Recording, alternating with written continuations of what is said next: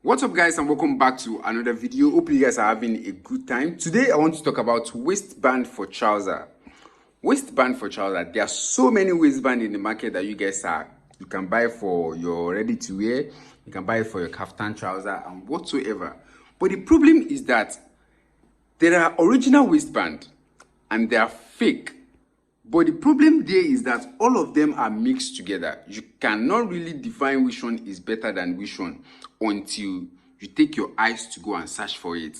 And another thing is that you have to stitch it properly in order to get the best results. So I'm going to take you guys through the process. I've gotten several people reaching out to me and saying their waistband like losing. A lot of you guys that reach out to me and say the waistbands did this and did that, it torn up. And so I'm going to show you guys the best way in order to like stitch it and show you guys how to actually get the best neatness out of your waistband. So firstly, you have to take your eyes to the market to get a quality waistband, and most often it is better to just buy it once you figure out that this is better and this can last long. Get it once and for all so you can use it for the extended period of time that you'll be making pants, right? So firstly, I want you guys to take a closer look at this. You can see the inside, it has the white stitch, and you can see this part. The first thing about waistband is here. So I'm going to take my trouser and give you guys a good explainer. The first thing about waistband is here. If you look at this, you can see that there's no external stitch on the waistband. And if you look at this, you can see that I have a stitch in the under the band that is going straight directly under the waistband itself. The reason is that this particular waistband you are seeing right here, this down part you're looking at, is sewed or is cut in bias. You can see it stretches.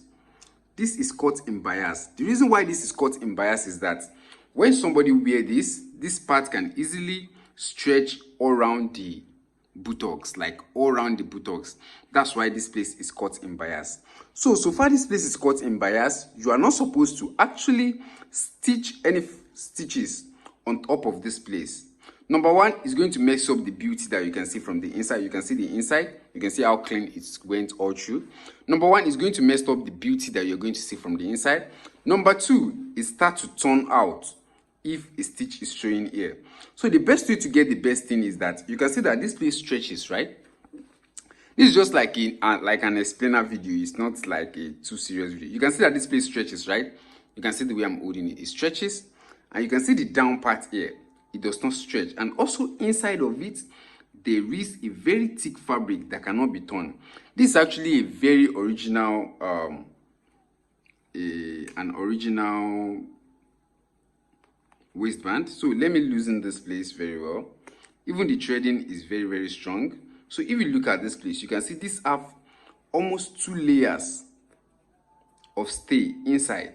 2 layers of stay inside, and if the stay are together, and this fabric is very strong, it's quite strong, right? You can see I cannot tear out this fabric. You can see that I can't tear this out. If this fabric is holding them together, if you run a stitch on top of this fabric, it's not going to like easily tear, and the tension for like moving the trouser will not affect this one in order for it to like tear out, right? I hope you guys are paying attention here. So if you are to stitch this now, if you put this on top of your trouser, before you run the stitch, all you have to do now is to simply lift this up, right? Where you're running the stitch, and you place this under your machine like this. And once you lift this up, the place in which you're going to stitch is going to be here, while you're going to hold it together with the white. So from inside, you can see what my stitch is going to look like. You can see that all the way around, all the way like this. And the stitch is not going to be obvious on the fabric at all. So this is the best way in order to get a quality waistband.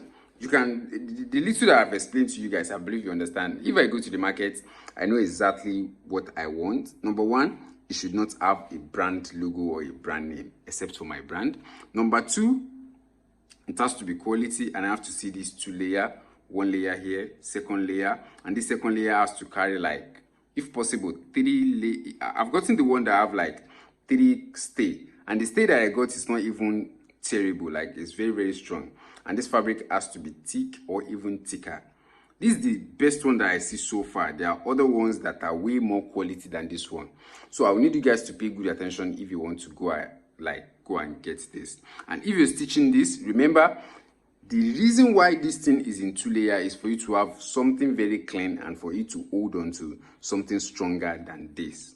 So that's the easiest way to get a quality stitch and the best use of your stay. Actually, if you look at this also, you can see from the inside, you can see here I have no stitch. Here you can see I have no stitch all the way, and if I lift this up, you can see my stitch underneath. You can see all the way around.